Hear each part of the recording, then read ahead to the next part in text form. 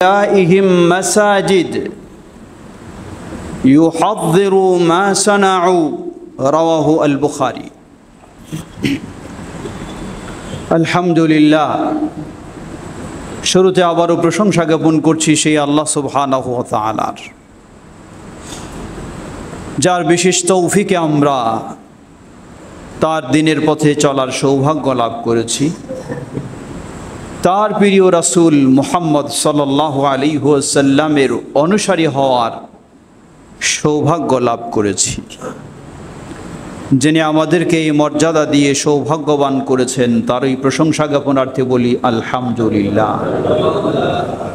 অতঃপর অসংখ্য সালাত ও সালাম পেশ করছি প্রিয় রাসূল মুহাম্মদ সাল্লাল্লাহু আলাইহি ওয়াসাল্লাম, তার আসহাবে কিরাম, আহলে বাইত, শেষ দিবস পর্যন্ত তার প্রতিটি একনিষ্ঠ অনুসারীদের উপর। সমবেত মুসল্লিবৃন্দ, চলছে হিজরি বর্ষের রবিউল আউয়াল মাস। আমাদের চাঁদ দেখা অনুযায়ী আজকে রবিউল আউয়াল মাসের 9 তারিখ। রবিউল আউয়াল মাস শুরু হতে না হতে এক শ্রেণীর নামধারী মুসলিমদের বিশেষ কার্যক্রমে তাদের গুরুত্ব বেড়ে যায়। তারা মনে করে এটাই তাদের জীবনের সবচেয়ে বড় উৎসব, এটাই তাদের জীবনের সবচেয়ে বড় ঈদ। অথচ 1400 বছর পূর্বে আল্লাহ সুবহানাহু ওয়া তাআলা তার প্রিয় নবী মুহাম্মদ সাল্লাল্লাহু আলাইহি ওয়াসাল্লামের মাধ্যমে ঘোষণা দিয়েছেন। আল্লাহ বলেন, হে নবী বলে দাও, কুল হাল নুনাব্বিউকুম বিল আখসারিনা আমালা আল্লাযীনা দাল্লা সা'য়ুহুম ফিল হায়াতিদ দুনিয়া ওয়া হুম ইয়াহসাবুনা আন্নাহুম ইহসিনুনা সুনআ। হে নবী তাদেরকে বলে দাও, আমি কি তোমাদেরকে সংবাদ দেব না যারা তাদের কাজে সবচেয়ে বেশি ক্ষতিগ্রস্ত হবে।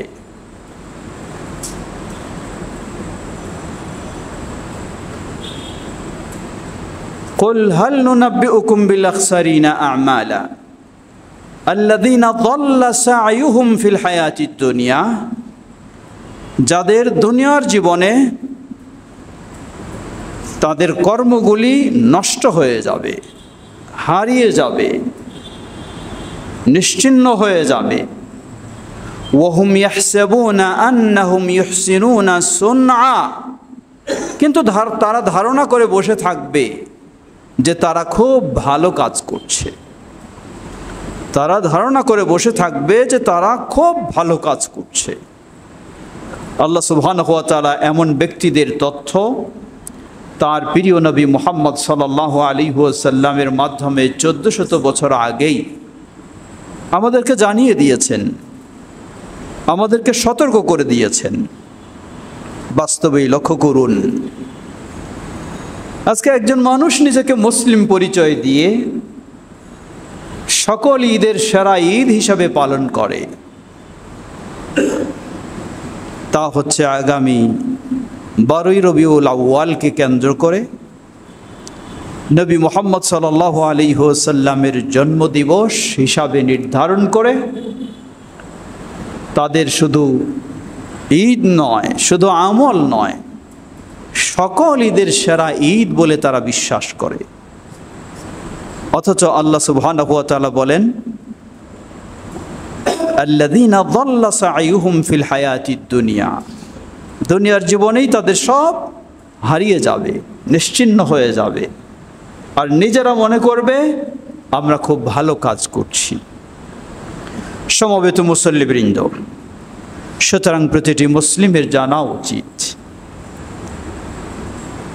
12ই রবিউল আউয়াল একটি ঐতিহাসিক দিন। 11তম হিজরি মাস রবিউল আউয়াল, তারিখ 12, দিন সোমবার।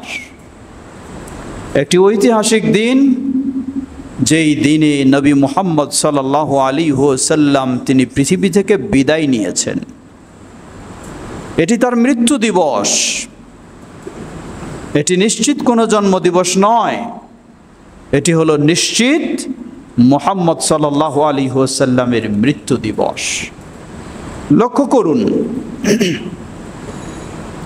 এই 11 হিজরি রবিউল আউয়াল 12 তারিখ সোমবার সকাল 8 থেকে 9টার দিকে উম্মুল মুমিনিন আয়েশা রাদিয়াল্লাহু আনহা, যিনি তার কোলে নবী সাল্লাল্লাহু আলাইহি ওয়াসাল্লামের মাথা নিয়ে বসেছিলেন, নবী সাল্লাল্লাহু আলাইহি ওয়াসাল্লামের জীবনের সবচেয়ে কঠিন দিন, সবচেয়ে কঠিন বেদনাদায়ক দিন, উম্মার জন্য সবচেয়ে কঠিন বেদনাদায়ক দিন। সহিহুল বুখারীর হাদিস 435 নম্বর হাদিস। এছাড়াও ইমাম আল বুখারী রাহিমাহুল্লাহ আরও একাধিক জায়গায় এই হাদিসটি নিয়ে এসেছেন। সহিহ মুসলিমেও এসেছে, ইন্না আয়েশাতা ওয়া ইবনা আব্বাসিন রাদিয়াল্লাহু তাআলা আনহুম ক্বালা, উম্মুল মুমিনিন আয়েশা রাদিয়াল্লাহু আনহা, আব্দুল্লাহ ইবনে আব্বাস রাদিয়াল্লাহু আনহুম, তারা দুজনেই বলছেন, লাম্মা নাযালা বিরাসূলিল্লাহি সাল্লাল্লাহু আলাইহি ওয়াসাল্লাম তাফিকা ইয়াতরাহু খামিসাতান লাহু আলা ওয়াজহিহি, রাসূল সাল্লাল্লাহু আলাইহি ওয়াসাল্লাম যখন নিজে খুব কঠিন অবস্থা, শেষ অবস্থা, নাজুক অবস্থা মনে করলেন, কাছেই তার চাদর রয়েছে, চাদরটি চেহারার উপর ফেলে দিচ্ছেন। ফালাম্মা ইগতাম্মা বিহা কাশাফাহা আন ওয়াজহিহি, শ্বাস যখন বন্ধ হয়ে আসছে, নবী সাল্লাল্লাহু আলাইহি ওয়াসাল্লাম আবার চাদরটাকে সরিয়ে ফেলছেন। ক্বালা ওয়া কাযালিক ওয়া হুয়া কাযালিক, তিনি ওই কঠিন অবস্থায় বললেন, লানাতুল্লাহি আলাল ইয়াহুদি ওয়ান নাসারা ইত্তাখাযু কুবুর আমবিয়াইহিম মাসাজিদ ইউহাযযিরু মা সানাউ। আল্লাহ সুবহানাহু ওয়া তাআলা ওই ইহুদ এবং খ্রিস্টানদেরকে, তাদের প্রতি আল্লাহর লানত, তাদের প্রতি আল্লাহর শাস্তি, আল্লাহর অভিশাপ। কেন? ইত্তাখাযু কুবুর আমবিয়াইহিম মাসাজিদ, সেই ইহুদ এবং খ্রিস্টানেরা তারা তাদের নবীদের কবরগুলিকে সেজদার স্থান বানিয়ে নিয়েছে। আল্লাহু আকবার। দিনটি কবে? দিনটি হলো 12ই রবিউল আউয়াল। নবী মুহাম্মদ সাল্লাল্লাহু আলাইহি ওয়াসাল্লাম তার জীবদ্দশায় অগণিত অসংখ্যবার এই বিষয়ে সতর্ক করেছেন। জীবনের শেষ মুহূর্তে পৃথিবী থেকে বিদায় নিয়ে যাচ্ছেন, সেই মুহূর্তেও সতর্ক করলেন, যারা আজকে তাদের নবীদের কবরকে শিরকের কেন্দ্র হিসাবে বানিয়ে নিয়েছে। সমবেত মুসল্লিবৃন্দ, প্রিয় মুসলিম ভাই ও বোনেরা, একটু ভেবে দেখবেন, নবী মুহাম্মদ সাল্লাল্লাহু আলাইহি ওয়াসাল্লাম জীবনের শেষ দিন, শেষ মুহূর্তে যখন তিনি বিদায় নেওয়ার জন্য ছটফট করছেন, সেই মুহূর্তেও তিনি সতর্ক করলেন, যারা কবর মাজার কেন্দ্রিক এই শিরকি কর্মকাণ্ডে জড়িয়ে রয়েছে তাদের প্রতি আল্লাহর লানত বর্ষণ করলেন। অন্য বর্ণনায় এসেছে, কাতালাল্লাহু আল ইয়াহুদা ওয়ান নাসারা, আল্লাহ সেই ইহুদ এবং নাসারাদেরকে ধ্বংস করে দিন। কারণ কি? তারা তাদের নবীদের কবরকে সেজদার স্থান বানায় নিয়েছে। যদি ইহুদ এবং খ্রিস্টানদের এই অপরাধের কারণে নবী মুহাম্মদ সাল্লাল্লাহু আলাইহি ওয়াসাল্লাম জীবনের শেষ দিন, শেষ মুহূর্তে, কঠিন অবস্থাতেও আল্লাহর কাছে এই বদদোয়া করেন, তাহলে এই বদদোয়া কি তাদের জন্য নয়, যারা তাদের তথাকথিত ওলিয়া উলিয়াদের কবরগুলিকেও সেজদার স্থান বানায় নিয়েছে? অবশ্যই তাদের জন্য এ বদদোয়া, তাদের জন্য এ লানত, তাদের জন্য এ অভিশাপ। কিন্তু বিষয়টা আজকে উল্টা হয়ে গেছে। সেই কবর পূজারী, সেই মাজার পূজারী, সেই মুশরিকের দল, যাদেরকে মুসলিম বলার কোনো সুযোগ থাকে না, যারা ইসলামে কোনোভাবে টিকে থাকতে পারে না, তাদের এই প্রকাশ্য স্পষ্ট শিরকে লিপ্ত হওয়ার কারণে, শিরকের আয়োজনের কারণে, শিরকের প্রতি মানুষকে আহ্বানের কারণে, শিরকের প্রতি মানুষকে জড়িয়ে দেওয়ার কারণে যারা কোনোদিন মুসলিম থাকতে পারে না, তারাই আবার এই দিনটিতে সেরা ঈদ হিসাবে পালন করে। লা হাওলা ওয়ালা কুওয়াতা ইল্লা বিল্লাহ। আল্লাহ সুবহানাহু ওয়া তাআলা তাদের এই নাটকীয় কাজগুলিকে 1400 বছর পূর্বেই কোরআনুল কারীমে স্পষ্টভাবে তুলে ধরলেন এবং ঘোষণা দিলেন, যাল্লা সাইয়ুহুম ফিল হায়াতিদ দুনিয়া। ওই বিভ্রান্তদের, মুশরিকদের, তাদের এই মাজার পূজারী, কবর পূজারী কর্মকাণ্ডকারীদের তাদের জীবনের সব আমল বরবাদ হয়ে গেছে, যদিও তারা নিজেদের কাজগুলিকে কতই না সুন্দর বলে দাবি করছে। আজকে সুন্দর বলে দাবি করছে, এজন্যই মাজারের বিরুদ্ধে যখন কথা এসেছে, সেই মাজার পূজারীরা রাজপথে নেমেছে তাদের মাজারকে সংরক্ষণ করার জন্য, তাদের কাজগুলিকে সুপ্রতিষ্ঠিত করার জন্য। লা হাওলা ওয়ালা কুওয়াতা ইল্লা বিল্লাহ। যদি আপনি মুসলিম হন, আপনার জন্য একান্ত কর্তব্য তথাকথিত এই মাজার ও কবর পূজারীর বিরুদ্ধে আপনাকে সোচ্চার হতেই হবে। এটি ঈমানের দাবি, এটি তাওহীদের দাবি, এটি ইসলামের দাবি। এটি আপনি নবী মুহাম্মদ সাল্লাল্লাহু আলাইহি ওয়াসাল্লামের অনুসারী হিসাবে দাবি করলে আপনার দায়িত্ব, কর্তব্য এটি। সমবেত মুসল্লিবৃন্দ, সুতরাং তাহলে কি বলবো যে মাজার যে ভাঙার স্লোগান শুরু হয়েছে, সংস্কার শুরু হয়েছে, আমিও কি সেই মাজার ভাঙার স্লোগানের সংস্কারে আমিও কি নামবো? জবাব মনে রাখবেন, আল্লাহ রাসূল সাল্লাল্লাহু আলাইহি ওয়াসাল্লাম বলেন, মান রাআ মিনকুম মুনকারান ফালইয়ুগাইয়িরহু বিয়াদিহি ফাইন লাম ইসতাতি' ফাবিলিসানিহি ফাইন লাম ইসতাতি' ফাবিকলবিহি ওয়া যালিকা আযআফুল ঈমান। রাওয়াহু মুসলিম। কেউ যদি শরীয়ত গর্হিত কোনো অন্যায় কাজ দেখে, তার উচিত সেটি শক্তি প্রয়োগ করে সে প্রতিরোধ করবে। যদি অক্ষম হয় তাহলে কথা দ্বারা প্রতিরোধ করবে, যদি তাও অক্ষম হয় তাহলে সে তার আন্তরিকভাবে ঘৃণার মাধ্যমে প্রতিরোধ করবে। তবে এটি হলো দুর্বল ঈমানের বিষয়। আমরা বলবো, এই ধরনের প্রকাশ্য একটি শিরকের কাজ নবী মুহাম্মদ সাল্লাল্লাহু আলাইহি ওয়াসাল্লাম তার জীবনের শেষ মুহূর্তে, শেষ দিনে যেই বিষয়ের ক্ষেত্রে কঠিনভাবে সতর্কবাণী উচ্চারণ করেছেন, সুতরাং এর চেয়ে জঘন্য নোংরা কাজ আর হতে পারে না। আল্লাহর কাছে সবচেয়ে জঘন্য নোংরা কাজ হলো শিরকের কাজ।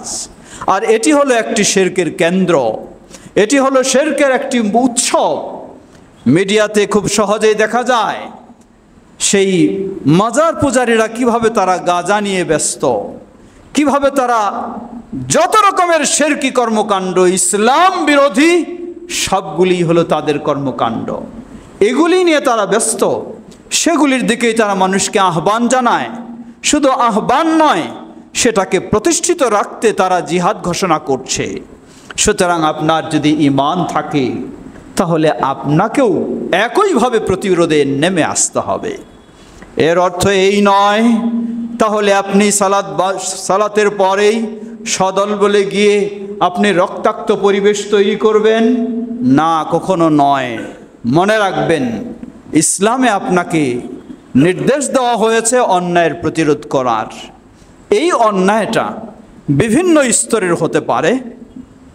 আপনি ব্যক্তি হিসাবে শক্তি প্রয়োগ করেও সেই অন্যায়ের প্রতিরোধ করবেন, যদি সেটা ন্যায় সেখানে প্রতিষ্ঠা করতে পারেন। আর যদি দেখা যায় ব্যক্তি হিসাবে সেই শক্তি প্রয়োগ করে আপনি অন্যায় প্রতিরোধ করে ন্যায় প্রতিষ্ঠা করতে গেলে অন্যায়টা আরও দ্বিগুণ হয়ে যেতে পারে, সেখানে রক্তাক্ত পরিবেশ তৈরি হয়ে যেতে পারে, তাহলে এই দায়িত্ব আপনার ব্যক্তি হিসাবে নয়, এটি হলো প্রশাসনের দায়িত্ব। সেই ক্ষেত্রে আমরা বলবো এই মাজার কবর পূজার কেন্দ্রিক কর্মকাণ্ডগুলি এগুলি বিভিন্ন স্তরের রয়েছে। কতটি এমন বড় যেখানে আপনার মতো ব্যক্তি গিয়ে সেখানে কুলাতে পারবে না, সেটি অবশ্যই প্রশাসনের ব্যবস্থাপনায় সেটি হতে হবে। সেখানে আপনি একাই গিয়ে যদি এই ধরনের কিছু প্রতিবাদমূলক করতে চান, তাহলে সেখানে উপকারের চেয়ে ক্ষতির হওয়ারই আশঙ্কা বেশি রয়েছে। তাই সেটা থেকে আপনি দূরে থাকবেন। আপনি প্রশাসনের কাছে বিষয়টাকে সোপর্দ করবেন, প্রশাসনের সহযোগিতা চাইবেন, প্রশাসনকে উদ্বুদ্ধ করবেন, প্রশাসনকে আপনি জানাবেন, আহ্বান জানাবেন। আবার কতগুলি জায়গা রয়েছে যেই জায়গায় আপনার মতো একজন ব্যক্তি হয়তো যথেষ্ট হতে পারে সেটাকে নিভিয়ে দিতে, সেটাকে নিশ্চিহ্ন করে ফেলতে।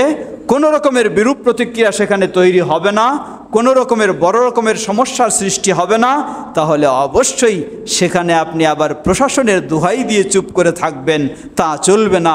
সেখানে আপনি যেহেতু সক্ষম, আপনি সেখানে ব্যবস্থা নেবেন সেই অন্যায় প্রতিরোধের জন্য। এটি হলো ইসলামের বিধান। তথা শর্টকাটে আমরা বলতে চাই, সবটাকে সমানভাবে দেখে জড়িয়েও যাওয়া যাবে না, আবার সবটাকে সমান মনে করে ছেড়েও দেওয়া যাবে না। উদাহরণস্বরূপ ইসলাম বলে যে ঈমানের 70-এরও অধিক শাখা প্রশাখা রয়েছে। সর্ব উৎকৃষ্ট শাখা হলো কাউলু লা ইলাহা ইল্লাল্লাহ, লা ইলাহা ইল্লাল্লাহ বলা। সর্বনিম্ন শাখা হলো রাস্তা থেকে ক্ষতিকারক কষ্টদায়ক বস্তুকে সরিয়ে ফেলা। আপনার ঈমানি দায়িত্ব হলো রাস্তা থেকে কষ্টদায়ক বস্তুকে সরিয়ে ফেলতে হবে। রাস্তায় কষ্টদায়ক বস্তু বিভিন্ন রকমের হতে পারে। কষ্টদায়ক বস্তু ছোট হতে পারে, কষ্টদায়ক বস্তু বড় হতে পারে। আপনার ঈমানি দায়িত্ব সেটাকে সরানো। যদি বিষয়টা এমন হয় কষ্টদায়ক বস্তু বড়, যেটি আপনার ব্যক্তির পক্ষে কখনো সম্ভব নয়, তাহলে ইসলাম আপনাকে সেটি দায়িত্ব দেয়নি, সেটি প্রশাসনের সহযোগিতায় আপনি সরানোর ব্যবস্থা নেবেন।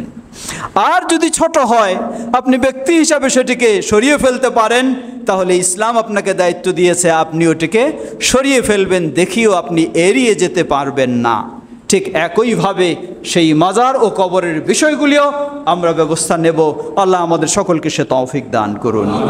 সমবেত মুসল্লিবৃন্দ, কমপক্ষে আপনাকে অবশ্যই এই বিষয়ে মানুষের কাছে সঠিক তথ্যগুলি তুলে ধরতে হবে যে এই ধরনের মাজার কবরের বিষয় কখনো ইসলাম সমর্থন করে না, ইসলামের অনুমতি নেই। বরং কবর কেন্দ্রিক কোনো মানুষ মারা গেলে সেখানে ওই মৃত ব্যক্তির কবরকে কেন্দ্র করে কোনো স্মৃতিসৌধ নির্মাণের সুযোগ নেই, কোনো ভবন নির্মাণের সুযোগ নেই, সেখানে নাম লিখে নেমপ্লেট দিয়েও রাখার কোনো সুযোগ নেই, সেখানে কোনো চাকচিক্য করারও কোনো সুযোগ নেই। সবগুলি হলো নিষিদ্ধ। এই বিষয়টিকেই বেশি বেশি মানুষের শিক্ষায় যদি আমরা তুলে দিতে পারি, বলতে পারি, তাহলে ইনশাআল্লাহ হতে পারে একদিন সেই জাতি যারা আজকে এটাতে লিপ্ত তারাই সেটা থেকে বিরত থাকবে ইনশাআল্লাহ। সমবেত মুসল্লিবৃন্দ, সুতরাং নবী মুহাম্মদ সাল্লাল্লাহু আলাইহি ওয়াসাল্লামের এই 12ই রবিউল আউয়াল, এই জীবনের শেষ দিনটি মৃত্যু দিবস। সেই মৃত্যু দিবসে কখনো তথাকথিত ঈদ নয়, কখনো মিলাদ নয়, কখনো কোনো উৎসব নয়, বরং এই দিনটিতে সকলেই সজাগ হয়ে আওয়াজ তোলা উচিত। এই দিনটিতেই নবী মুহাম্মদ সাল্লাল্লাহু আলাইহি সাল্লাম কবর মাজারের বিরুদ্ধে নবী মুহাম্মদ সাল্লাল্লাহু আলাইহি সাল্লাম সতর্কবাণী উচ্চারণ করেছেন। এই দিনটিতেই বিশেষ করে নবী সাল্লাল্লাহু আলাইহি সাল্লাম সতর্ক করেছেন। তাই সেই নবী সাল্লাল্লাহু আলাইহি সাল্লামের সুন্নাহ অনুযায়ী আপনি এই দিনটিতে সেই কর্মসূচি বিশেষ করে আপনি সর্বদাই পালন করবেন। তবে বিশেষ করে ওই দিনটিতে আরও যদি আমরা সেই কর্মসূচি স্মরণ করে দিতে পারি, তাহলে ইনশাআল্লাহ আশা করা যায় সেই শিরকের কর্মসূচি পরিবর্তন হয়ে তাওহীদের কর্মসূচি বাস্তবায়ন হবেই হবে ইনশাআল্লাহ। আল্লাহ আমাদের সকলকে সেভাবে সামনের দিকে অগ্রসর হওয়ার তৌফিক দান করুন। আলহামদুলিল্লাহ, আলহামদুলিল্লাহ রাব্বিল আলামিন, ওয়াসসালাতু ওয়াসসালামু আলা আবদিল্লাহি ওয়া রাসূলিহি নবিয়িনা মুহাম্মদ ওয়া আলা আলিহি ওয়া সাহবিহি আজমাইন, আম্মা বা'দ। সমবেত মুসল্লিবৃন্দ, এখানেই স্মরণ করে দিতে চাই আহলুল হাদিস। আলহামদুলিল্লাহ, আল্লাহ আপনাকে আহলুল হাদিস হওয়ার সৌভাগ্য দান করেছেন, যার কারণে আপনি এই মাজারের বিরুদ্ধেও সচেতন, কবরের বিরুদ্ধেও সচেতন, শিরকের বিরুদ্ধেও সচেতন, বেদার বিরুদ্ধেও সচেতন, এবং তাওহীদের পথে আপনি সুন্নাহর পথে চলতে সচেষ্ট। এর মূল বিষয় হলো আল্লাহ সুবহানাহু ওয়া তাআলা আপনাকে আহলুল হাদিস হওয়ার সৌভাগ্য দান করেছেন। আলহামদুলিল্লাহ। কারণ শুধু বাংলার বুকে নয়, গোটা বিশ্বের বুকে আপনি খুঁজে দেখুন, কোনো আহলুল হাদিসকে কবর পূজারি পাবেন না, কোনো আহলুল হাদিসকে মাজার পূজারি পাবেন না, যতক্ষণ তার বিবেক রয়েছে এবং সে জানে যে আমি আহলুল হাদিস, তার ভিতরে এই আকীদা প্রতিষ্ঠিত হয়েছে যে আহলুল হাদিস কখনো মাজার পূজা, কবর পূজায় জড়িত হতে পারে না। সুতরাং এটি আহলুল হাদিসদের জন্য একটি বড় সৌভাগ্যের বিষয়। আমরা যেন শুধু এই ক্ষেত্রে নয়, সকল ক্ষেত্রে খাঁটি নির্ভেজাল আহলুল হাদিস হয়ে জান্নাতের পথকে আমরা নিশ্চিত করে নিতে পারি। আল্লাহ আমাদের সকলকে সে তৌফিক দান করুন। সমবেত মুসল্লিবৃন্দ, চলছে সংস্কারের পর্ব। আসলে এই সংস্কারের সুযোগও সব সময় সমানভাবে আসে না, সংস্কারের পরিবেশও সব সময় সমানভাবে থাকে না। সংস্কার এটি একটি গুরুত্বপূর্ণ বিষয়। ইসলামে আল আমরু বিল মারুফ ওয়ান নাহি আনিল মুনকার, সৎ কাজের আদেশ দেওয়া, খারাপ কাজে বাধা দেওয়া, এটি হলো মূলত সংস্কারের একটি মূল বিষয়। একজন মুসলিম যার ভিতরে ঈমান রয়েছে, তাওহীদি চেতনা রয়েছে, সুন্নাহর চেতনা রয়েছে, সে তার গোটা জীবনেই অন্যায়ের বিরুদ্ধে সংস্কারী এর ভূমিকা সে রাখবে। এটি হলো ঈমানের বৈশিষ্ট্য, এটি হলো মুসলিমের বৈশিষ্ট্য। তবে সংস্কারের সব সুযোগ তো সবসময় সমান আসে না। যখন আসে সুযোগ, তখন আপনাকে সুযোগেরও সম্ভব অনুযায়ী সদ্ব্যবহার করার চেষ্টা করতে হবে। তবে মনে রাখবেন, এটি বলে দিতে চাই, সংস্কার করতে গিয়েও আপনি অতি উৎসাহী হয়ে ভালো করতে গিয়ে মন্দ করে বসবেন, কারো প্রতি প্রতিহিংসা প্রকাশ করতে গিয়ে আপনি কাউকে ক্ষতিগ্রস্ত করে ফেলবেন, তাহলে আবার আল্লাহর কাছে আপনাকে জবাবদিহির সম্মুখীন হতে হবে। এমন নয় আপনি এতই সংস্কারপন্থী হয়ে গেলেন, মানুষের প্রতি আবার সংস্কার করতে গিয়ে অবিচার শুরু করে দিলেন, সংস্কার করতে গিয়ে জুলুম শুরু করে দিলেন, তাহলে এই সংস্কার কখনোই ইসলাম সমর্থন করে না। এই সংস্কারকে অবশ্যই ইসলাম বাধা দেয়, নিষেধ করে এবং বিরত থাকার জন্যই নির্দেশ দেয়। সমবেত মুসল্লিবৃন্দ, সংস্কারের সুযোগে সদ্ব্যবহার অবশ্যই করবেন। এসেছে আমাদের দেশের জাতীয় সঙ্গীত নিয়েও কথা, সামাজিক সেই যোগাযোগ মাধ্যমেও আমরা দেখছি বিভিন্নজন বিভিন্ন বক্তব্য দিচ্ছেন। কোনো সন্দেহ নেই, এ দেশ মুসলিম অধ্যুষিত দেশ। এ দেশের কালচার হবে মুসলিম ইসলামের আলোকে কালচার, এ দেশের সংস্কৃতি হবে ইসলামী সংস্কৃতি, এ দেশের সব কিছুই হবে, যেহেতু মুসলিম অধ্যুষিত, সব কিছুই হবে ইসলামের আলোকে। এটি প্রতিটি মুসলিমের বিশ্বাস থাকতে হবে। তবে এর অর্থ এই নয় মুসলিম অধ্যুষিত দেশ ইসলামী কালচার হবে, এর মানে এই নয় কোনো অমুসলিম থাকতে পারবে না, অমুসলিমেরা জুলুম নির্যাতনের শিকার হবে, তা কখনো হতে পারে না। ইসলাম কখনো মুসলিমদের মাঝেও কোনো অমুসলিমও যদি থাকে, তার প্রতি জুলুম নির্যাতন করার অনুমতি আপনাকে ইসলাম কখনো দেয়নি। একজন হতে পারে অমুসলিম, হিন্দু হোক, বৌদ্ধ হোক, খ্রিস্টান হোক, আপনার যদি প্রতিবেশী হয়, আপনি বলতে পারবেন না এ তো একজন অমুসলিম প্রতিবেশী, কেন আমি তার সাথে ভালো আচরণ করব? কোনো বলার আপনার সুযোগ নেই। প্রতিবেশী হিসাবে তার হক আপনাকে দিতেই হবে, এটাই বলে আবার ইসলাম। সুতরাং কেউ যদি অপপ্রচার করে যে আমরা মুসলিম অধ্যুষিত দেশে ইসলামী সংস্কৃতি বা ইসলামী কালচার ও ইসলামী নিয়মকানুন সব কিছুই করব, এর মানে অমুসলিমদের প্রতি জুলুম অত্যাচার শুরু করব, এটি কখনো হতে পারে না। এটি ইসলামের নামে অপপ্রচার, এটি ইসলামের নামে অপব্যাখ্যা, এটি ইসলামের নামে ইসলাম বিরোধিতা। সুতরাং আমরা বলবো, একদিকে অবশ্যই আমরা ইসলামের সব কিছু পরিপূর্ণ হওয়ার চেষ্টা করব, অপরদিকে যেন অন্যের প্রতি আবার অবিচার না হয় সে বিষয়টি আমরা খেয়াল করব। মুসলিমদের জাতীয় সঙ্গীত কোনো হতেই হবে এমন ইসলামের বিধান নয়, যে একটা জাতীয় সঙ্গীত থাকতেই হবে এমন নয়। নবী মুহাম্মদ সাল্লাল্লাহু আলাইহি ওয়াসাল্লাম মদিনায় ইসলামী রাষ্ট্র গড়েছেন, ইসলামী দেশ ছিল খোলাফায়ে রাশিদিনের। কই মুহাম্মদ সাল্লাল্লাহু আলাইহি ওয়াসাল্লামের খোলাফায়ে রাশিদিনের তো কোনো ইসলামী জাতীয় সঙ্গীত খুঁজে পাওয়া যায় না, তাদের তো কোনো ইসলামী জাতীয় সঙ্গীত ছিল না। সুতরাং জাতীয় সঙ্গীত হতেই হবে এমন কোনো বিষয় নয়, এক নম্বর কথা।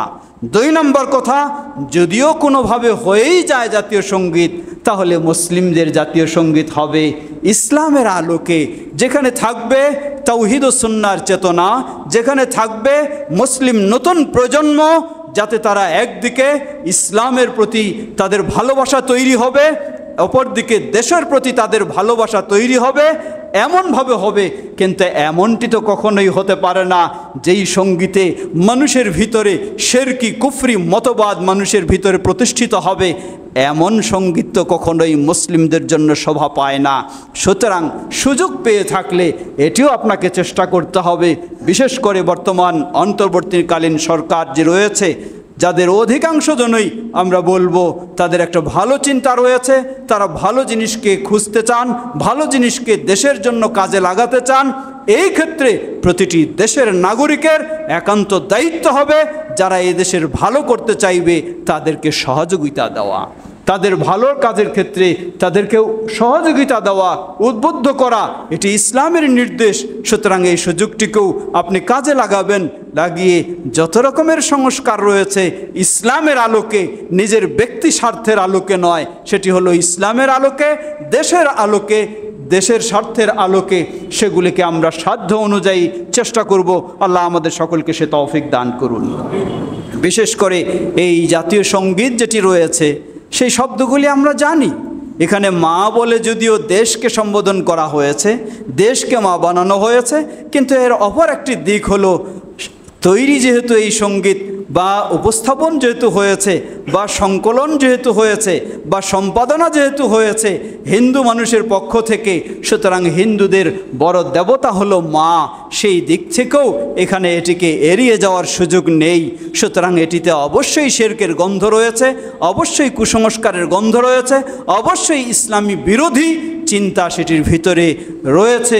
সেই দিক থেকে অবশ্যই আমাদের সকলকে সুন্দরভাবে, কথা মনে রাখবেন, সংস্কার করতে হবে, কিন্তু সেটি হবে সুন্দরভাবে, সেটি যেন ক্ষতিকারকভাবে নয়।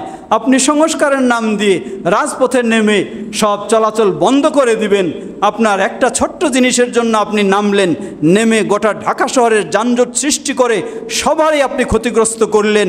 অসুস্থ রুগী অ্যাম্বুলেন্স নিয়েও দ্রুত যাওয়ার চেষ্টা করে, তার পথকেও আপনি বন্ধ করে রাস্তায় মৃত্যু ঘটানোর সুযোগ করে ব্যবস্থা করলেন। তাহলে আপনার এই সংস্কারের কখনো প্রয়োজন নেই। এই ধরনের সংস্কার, এটি আত্মঘাতী সংস্কার, এটি দেশের ক্ষতিকারক সংস্কার। সুতরাং সেই সংস্কারের ওই পদ্ধতি নীতি অবলম্বন নয়, যেই নীতি সেটি দেশের কল্যাণে, জাতির কল্যাণে, ইসলামের কল্যাণে, সেই নীতি অবলম্বন করেও আমরা আল আমরু বিল মারুফ, ভালো কাজের আদেশ এবং খারাপ কাজের নিষেধ অবলম্বন করার চেষ্টা করব। আল্লাহ আমাদের সকলকে সে তৌফিক দান করুন। ইবাদাল্লাহ রাহিমাকুমুল্লাহ, আল্লাহুম্মা সাল্লি আলা মুহাম্মদ ওয়া আলা আলি মুহাম্মদ কামা সাল্লাইতা আলা ইব্রাহিম ওয়া আলা আলি ইব্রাহিম ইন্নাকা হামিদুম মাজিদ।